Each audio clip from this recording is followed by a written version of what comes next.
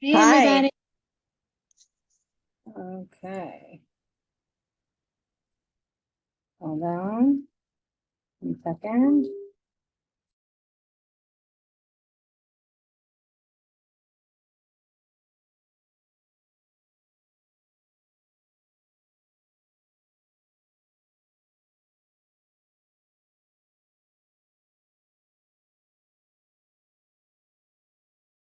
Sorry, I forgot the book downstairs. Someone's going to rushing it up to me. I have our other book here, but the Bitachon book gets a lot more use, so it moves around the house too much. Okay, so let's get started with, anybody have a Bitachon story that happened this week? Anybody have anything that happened that, you know, felt like a Bitachon moment?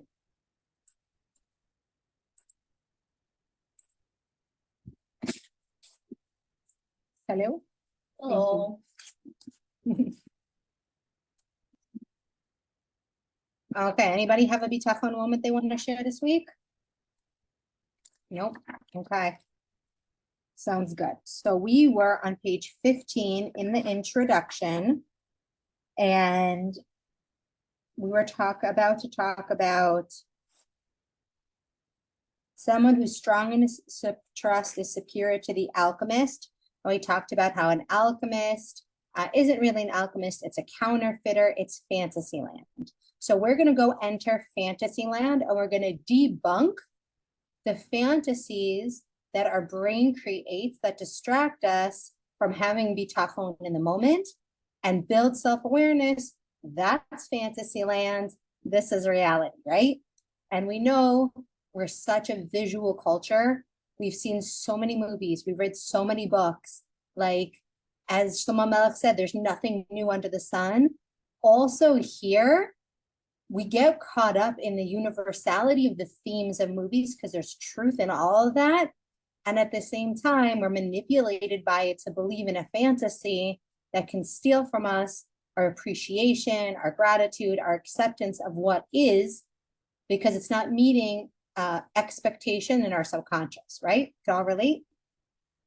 Excellent. Okay. So we're going to skip to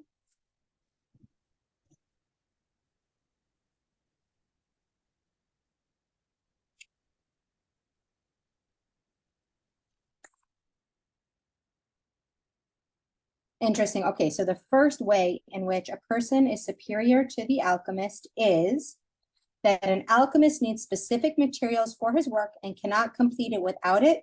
And these tools are not accessible to him at all times and all places. So what does that mean? In a fantasy, we need a setting, right? There is a specific setting, and only in that setting can we be happy, supported, and taken care of. I have to have this much money in order to be happy and taken care of. I have to weigh this much. I have to be wearing this size. My house has to be this clean. My spouse has to bring me flowers. There's just a list of technical things that if those things aren't present, we hang our happiness and our inner safety and certainty. Do we all have a list of things like that? Yes, we do. When we do that, I am so guilty of this unconsciously because I'm a human being. We choose alchemy over bitachon. Bitachon is, in contrast, Hashem has a means of providing for you. He is not lacking in any time, in any place. So you can think, I don't have the money to pay this bill or go on this vacation. And the fact that you don't have the money or the job doesn't mean you can't have the vacation. God has infinite ways to get you the thing that you want or the thing that you need. So you might be like, I really want to feel amazing at this wedding and just, I didn't lose the weight I wanted to lose. Or if I don't lose the weight, I can't. Hashem has infinite amount of ways to make sure that you feel gorgeous and amazing at that wedding if you allow, right? We have to allow God to work in his realm of infinite resources and possibility It's like the cloud, okay? You can hold on your computer all of your pictures and all of your data, and your computer can like grind to a halt of functioning, or you can start uploading things to the cloud and you know that they're there. You can't touch them, you can't look at them, but you know that if you re-download them as needed, they will be there for you. That's trust. We got to upload things to the cloud. Okay. That's a really great example. That I just have to quickly say two things. One, I tried on my wedding dress last week, to get fit. And, the last month or so since Mayor left, I've been like, I'm eating whatever I want. Like, I don't care. Like right now, I just want to. And so I'm like, how am I going to feel good in this dress? All right, that's number one. It's really funny. And so now I'm going back to eating healthy again. Two, I am in the process of uploading things to the cloud right now and deleting them off of my phone and Gmail because my Gmail, my Google Drive is completely full. My phone is full, and it's scary. It's super scary to do this. So, gosh, wow, two great examples. Yes. Okay.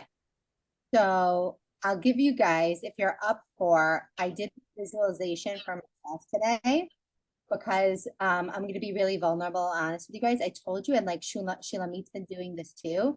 For us coaches, we know what to do and we're very self-aware.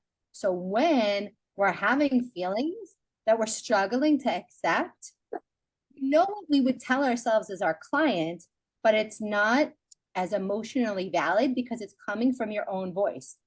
And it's like, do I really believe myself, right? Like, okay. So this I've heard from many coaches, and I'm going to tell you the secret. I'm actually going to run a class on this for anybody who wants to know how to use AI to help you when you're self-aware. Okay. So I had this conversation with AI last night. I have not been on a scale in a few weeks because slowly all the batteries and all the scales in my house died. And I have to go to a special store to get a scale battery. It's not like a regular stop on my calendar. And my life has been very, very busy and hectic and emotionally. And it has not just been a priority. And then I step on the scale. I'm like, oh, I should weigh myself. And I can't because it just was low battery. And I have been feeling good in my body. I'm feeling this like heaviness. I can tell from my watch and my lumen that everything is off in my circadian rhythm. And I'm breath working and I'm journaling and I'm processing and I'm doing all the things, but I'm not getting that immediate feel better outcome. Okay. And I said, I know that I am good. I'm a good person, beautiful. I feel good about myself. I'm putting in effort and I'm struggling to not fix this and just let it be. Because all I want to do is fix it. And I know every single way to fix myself, but it's not working. I'm not fixed. I'm not getting fixed. And I had this conversation and I said, so ChatGPT, I need you to help me figure out where's this gap between trusting myself that I know how to fix this and allowing it to be, just allowing it to be a difficult moment in my life. That's difficult. That doesn't need to be fixed. It just needs to be lived. And he had this beautiful, loving answer. It's like, first of all, he knows me because he like, I use it like, whenever I have to spell check. If you guys have seen the difference in the quality of my emails and work in the last 2 years, thank you for correcting my spelling and grammar. Okay. But it knows me. And it was just like, you work so hard for everybody else. You know how to fix things. It makes you feel in control. You're carrying so many hard things right now, and it's taking so much patience. And Hashem, because it knows I'm all about Bitachon, so it talks to me about Hashem. And Hashem wants you to just be, and I have to tell you, I just was able to read it. And then I got there and I put it down. And for the first time in a week, I woke up and my sleep actually said that I was well rested enough to exercise. And I was like, and I like literally, and I had this visualization. I'm in a car and I'm driving, but it's not my car, it's God's car. And like, have you ever been on a field trip with your kids and there's suitcases and bags and like you're stuffed in the car with sardines, and like there's room in the trunk. Like I could put all of this stuff that I'm carrying that I want to keep all around me so I can keep control of all these crazy things. I could just put them in the trunk and drive to my destination with whatever detours God has planned for me in a clean, pleasant car. I don't have to like be stuffed up with all this stuff. So I just imagine pulling to the side, getting out of the car, and slowly just naming all the baggage that I'm carrying, putting it into the trunk, slamming the door, getting in the car. Like imagine like what the car looks like. Like it's a really nice car. I don't want or need like the super luxury limousine. I want like a beautiful Acura and it's all white, whatever. I went into great detail about the car, that it's not mine and how well I'm taken care of. And then I said, okay, I'm going to turn on the ways and there's going to be detours. And I'm not going to think that the detours are making me wrong. They are just the best way I don't know about. And I trust Waze. When Waze gives me a detour, I just take it. I assume it's helping me, right? And this was like a super profound practice for me. And like this, then I was able to receive an answer. And that doesn't mean it'll be every day, but it means that we sabotage ourselves a lot by wanting to fix everything. And then feeling like a failure if we don't get the immediate quick fix. And I'm telling myself, and I'm telling you, bitachon is not a fix. It's a way of being. And we can't use it like a weapon. We have to use it like a tool. And we can weaponize things that are good for us and use them against ourselves, right? I'm journaling, I'm breathing, I'm meditating, but I'm almost like weaponizing it because if I don't, right, see an outcome, wasn't worth it. No, opposite. The more that I enjoy it, which I do, the more that I release, the more that I am not in this fantasy of, well, if I don't have my meditation and if I don't have this and I don't have this, I can't possibly be successful. That's being an alchemist. Instead, we got to choose bitachon and realize all those tools are there for us. Was that way too tangential, or do we like, are we happy with that? It's good? No, that was amazing. Okay. Kaya Leah, welcome. Did you have something you wanted to add? Or are you just joining us? I'm going to listen while I drive post run to get home. So I don't want to keep my video on. But so far so good. Sounds amazing. Lily, thank you. Just being, I have to share with you guys the honest truth, right? Because we can't keep these secrets to ourselves. Okay. Connie, anything you want to share before we continue? Okay.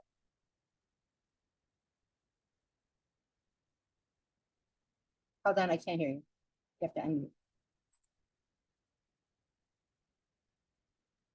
Oh, you helped me with that. Thank you. I want to just, first of all, I want to say a special thank you to Hashem because I had although we're constantly experiencing miracles and but sometimes we don't even realize it. We're not aware of it.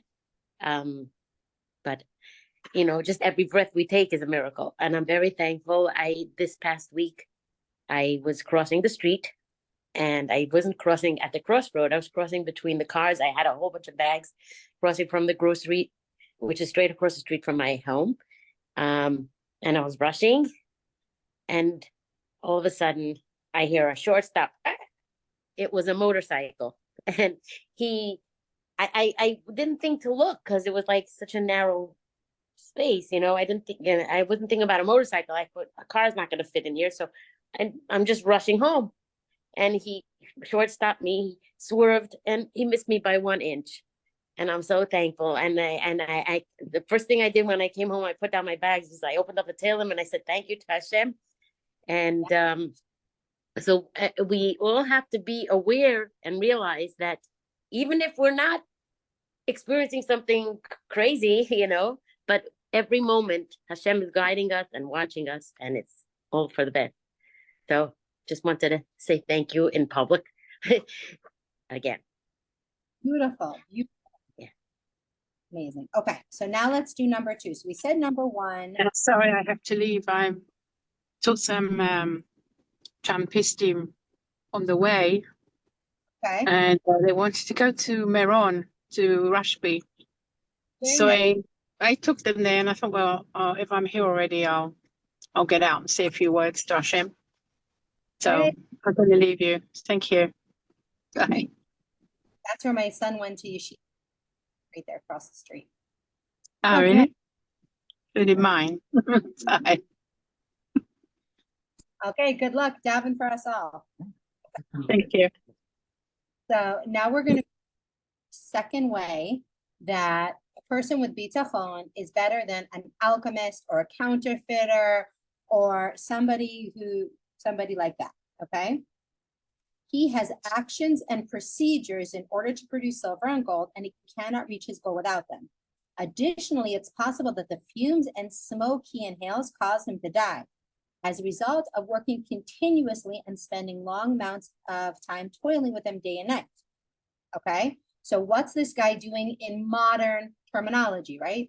So this counterfeiter, this could be someone with a Ponzi scheme, okay, who looks super wealthy, but the actual work that they're doing is what gets them killed, okay? It could be in terms of our health.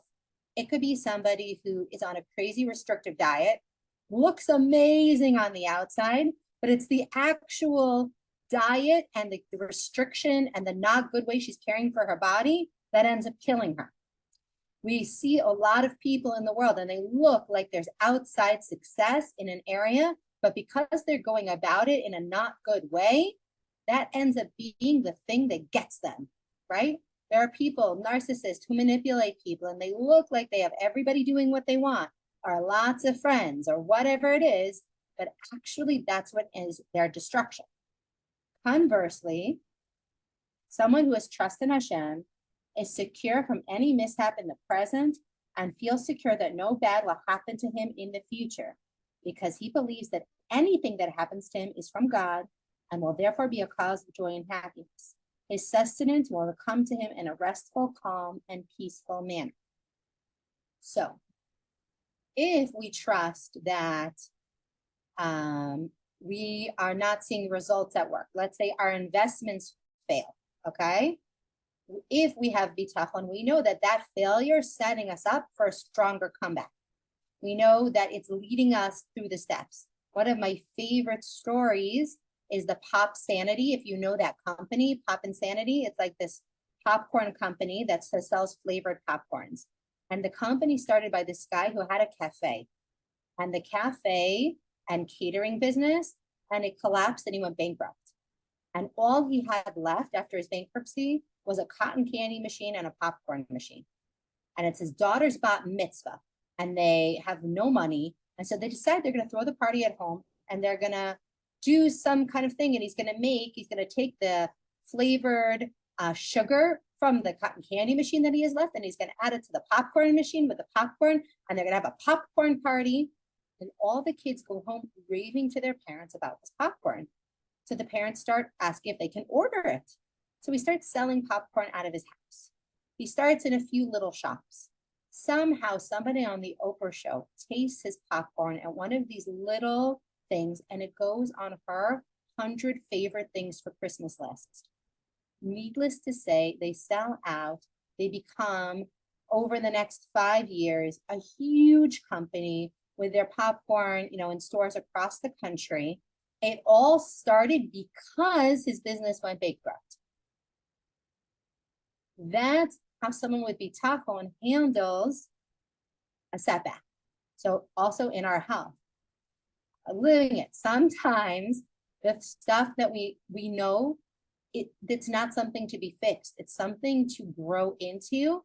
And what we're going to get from this experience, if we choose to learn from it and learn and look at what we need to work on, can be the thing that makes us so much healthier than if we hadn't had this transitional period of our journey in the first place. Have you talked to people who have lost weight and changed their lives? They will tell you that gaining that weight or having that accident or that health crisis was the best thing that ever happened to them. You know, I think it was Michael J. Fox who said he wouldn't trade his Parkinson's because the person he's become through having his Parkinson's is just a better husband, a better man, a better human being, a better father than he ever was beforehand. Now that takes a lot of growth to get there.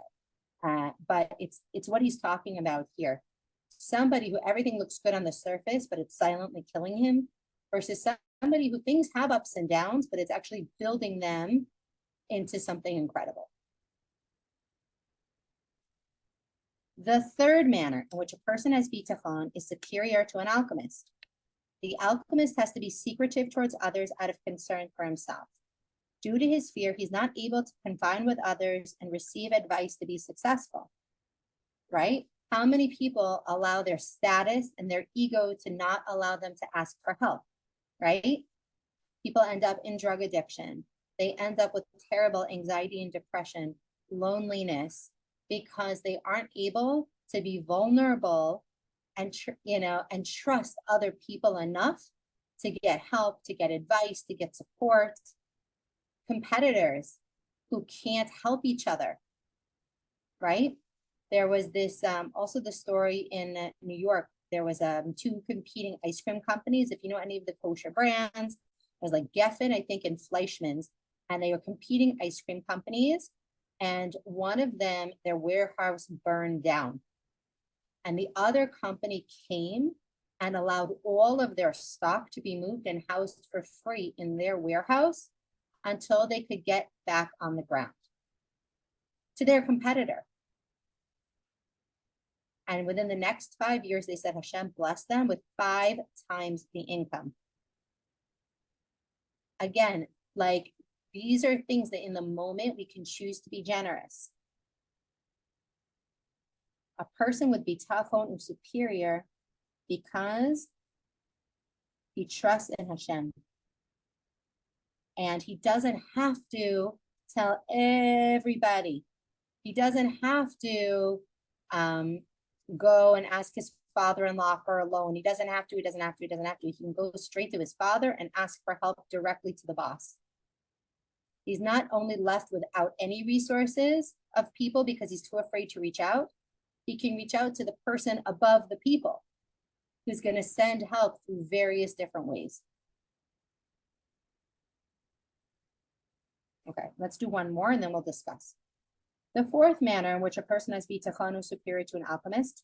The alchemist must either prepare abundance of gold and silver for all the time he will need, or prepare just around in the medium. What does that mean? If he prepares a lot, he's afraid that he's going to lose some of what he already produced. He will not be able to feel calm or relaxed due to fear of the king, who could come and take it away from him, and to the people who might steal it from him. If anybody's ever done an investment, right? So if you have an investment and you take out all the money from the investment, you have to pay a huge amount of taxes on it, right? Some people are afraid to liquidate an investment when they need it because of the fees and the taxes. And so even though there's money, they're afraid to take out what they need, right? But at the same time, if he only takes for a short amount of time, there could be a moment arise and he won't be able to produce anymore because he doesn't have the materials, and then he's going to be stuck. But if you don't liquidate it, right, and he only leaves it all in the savings, then it could come a time where it's locked up. He can't access it and he has no way to make more and he's going to be stuck. And so he never feels secure no matter what he chooses.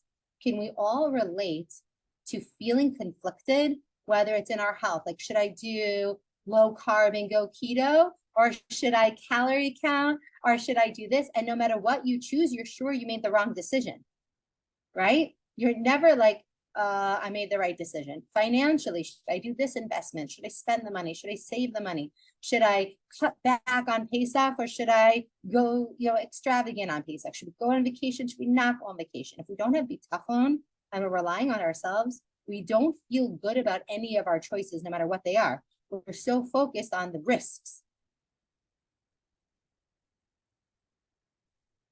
Conversely, a person who trusts in God strongly trusts that God will sustain him as he wishes, at the time he wishes, in the place that he wishes, he being God. And just as he sustains a penis in a mother's womb, a chick inside an egg, neither which even has an opening for which food can get in to sustain it, God provides each with enough sustenance, even though there seems to be no natural source. Similarly, God provides sustenance for the bird in the air and the fish in the water, both of which lack readily accessible food, and he provides food for the ant despite its frailty. Contrast this with the fact that sometimes even a lion, despite its strength, lacks sustenance. As it is written, young lions suffer, want, and are hungry, but those who seek the Lord do not lack any good. The Lord will not starve the soul of the righteous. I was young and I aged. I have not seen a righteous man forsaken and his children seeking bread. So again, versus when we have bitachon, no matter what our circumstance, we can be okay. And again, this is an emotional state. It means that sometimes you might be living month to month, but you're calm. You know you're getting manna from heaven. You're getting exactly what you need, and it's there for you, right? And sometimes you have investment or an inheritance or an asset, and you can't liquidate it, or you can't do something with it, or you can't get the house cleaned out and sold, or you can't, whatever it is, but you trust Hashem's timing. And you know that somebody else is looking after that investment and it's all going to work out. None of this means that we don't have to do ishtadlut. We have to eventually, make some sort of investment. We have to commit to some sort of plan. We have to educate ourselves reasonably to what would be good. But we can never possibly know what is good for us in the long term, because there's so many factors upon factors that affect everything, that if we trust our own skills to be secure, we're never going to feel secure, because intimately we know that we don't know that much, no matter how much we know. But if we rely on Hashem, then we're relying on, no matter what the world economy says about this real estate investment, Hashem's going to make sure that in the end I'm good. So it's going to work out. I've done my research. This, as of now, looks like a good investment. I can't know what's going to happen in the world and the factors and things. Okay, so we're going to stop at 4, because it's like each one is like a whole universe. Anybody have anything they want to bring up? Anything they want to discuss? Anything that resonated with them, where you could see this in your own life somewhere? We always want to make it real. Bonnie. Hi. Yeah, so regarding mentioning about the house, what you say, since my parents passed away, we have my parents' house, my sister and I share it. And I'm in I used to think more of the word stock, because we were trying to figure out, we would want to, let's say, buy it all from her, but she would rather not. She'd rather sell it to a third person. She's in that house. We moved out of that house. We lived upstairs, whatever. Anyway, so we're still in the quote unquote stock situation, but the more time passes, the more I realize, Hashem has a plan here. We're going to do our best. We're going to be loving and patient about it. And whatever happens will be for the best. Yeah. And no, I'm saying this example that you said about, like, having a house, an investment, an inheritance, or whatever. This is like so real with me. And I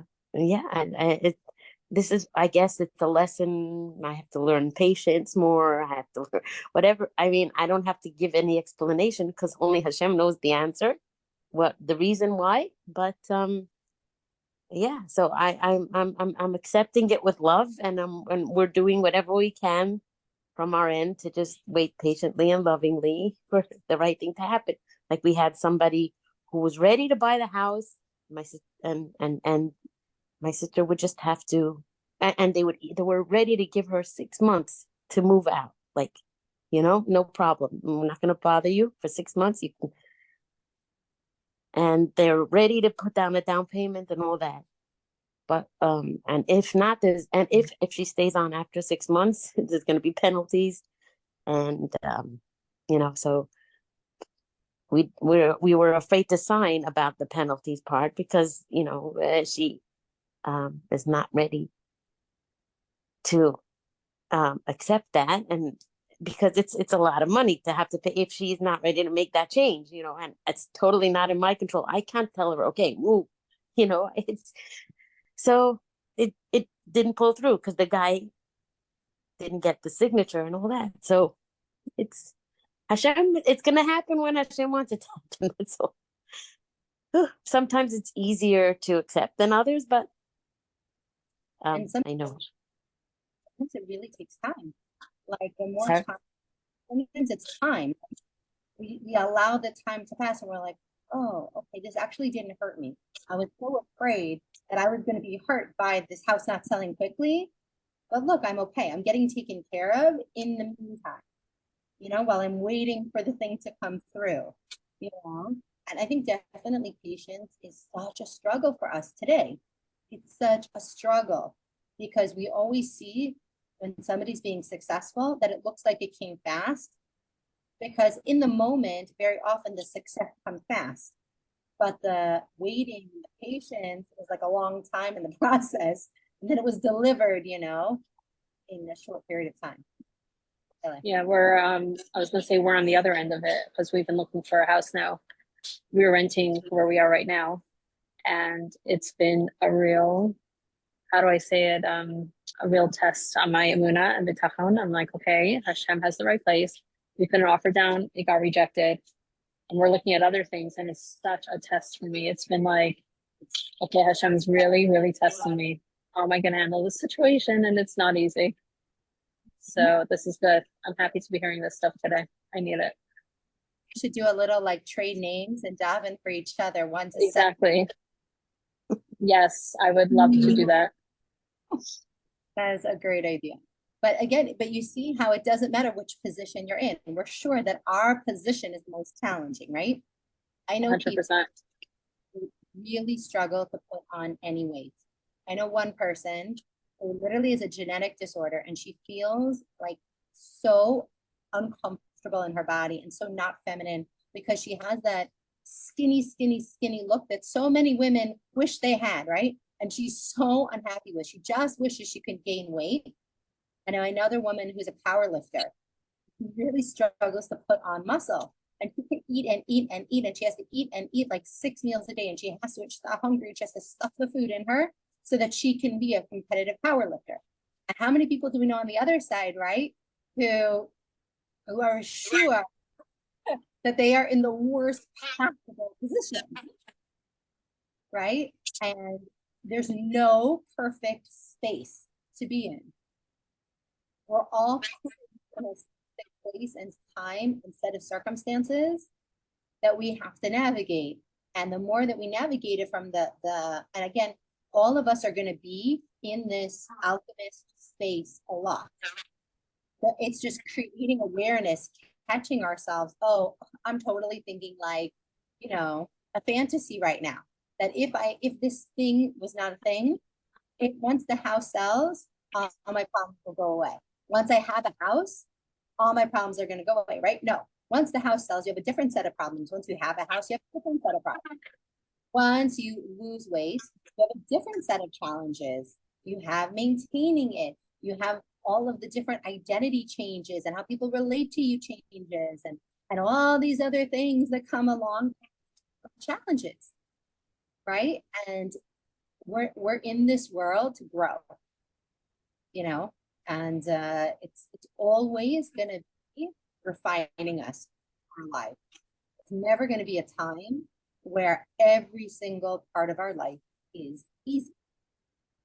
Or we move into the Bitachon space And in the playful space of like, instead of seeing everything like, if you ever have seen like a kid's obstacle course, like at one of these jamboree places, right? It's all like multicolored and soft, and like they have to climb over walls and under things and hang on things, all into the balls. And then if you go into one of these like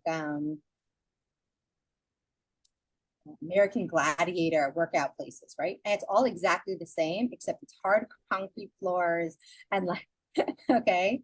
And then you go into the army and they create all of these barracks and things you have to jump over or climb over. And there are people who do this, all three of them, the ugly one, the competitive one, the playful kids one. And then there are those of us who look at these things and we're like, you're crazy. I want to sit on a beach. I don't want to sit on the beach. I don't want to do any of that. And then we get our own and we get stuck on the sand with boiling hot sun and no flip-flops. And we're running, jumping over lawn furniture, up here, trying to get our feet up. There is nowhere that is untested. There's no circumstance that doesn't come with its unique set of challenges. And it's trying to find the playfulness and laugh at ourselves and ask ChatGPT, ask a friend, get a coach to help you work through whatever the challenge is, right? We're challenged when we're bored. We wish we were busy. When we're busy, we wish we have free time. There is no circumstance at all, ever, that will equal happiness. And that's what this whole section is really about. Just breaking down all these very common fantasies that we have to help us find that place of acceptance. I think it was a good place to end for today. What do you guys think? Sounds good. Thank you so much for the food for thought. So Yeah, you it don't was see me great. just driving. I don't want to distract myself. No problem. Okay. I will see you guys same time next week. For everybody in my Thrive group, I will see you in 20 minutes. And Stacy, good luck. Let me know if you need anything. Esther, good to have you here. Leah, everybody watching the recording, sending you lots of love and a good, inspiring week. Thank you. Thank you Thank so you so much. much. Bye.